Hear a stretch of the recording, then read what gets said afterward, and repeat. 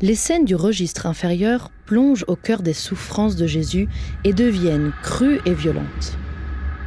Tout est exagéré. Les bourreaux sont sadiques et diaboliques. La foule rustre et bruyante.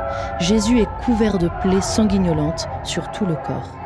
Ces iconographies sont typiques de la culture alpine et transalpine, dans laquelle l'exagération délibérée répond à la fois aux impératifs de la théâtralité et à la volonté de mettre en valeur l'expression de la foi.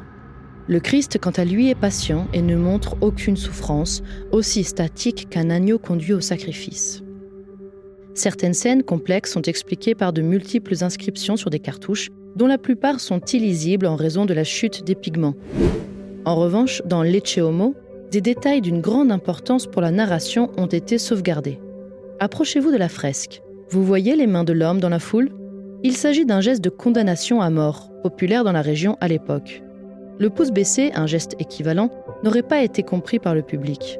On souligne ici que ce n'est pas Caïphe, ce n'est pas Pilate qui a condamné Jésus, mais que c'est le peuple lui-même qui a exigé sa mort. Dans le cadre Ponce Pilate se lave les mains, on note la présence d'une femme. C'est celle de Pilate, qui les mains jointes supplie son mari de ne pas juger Jésus, car elle a rêvé qu'il était innocent.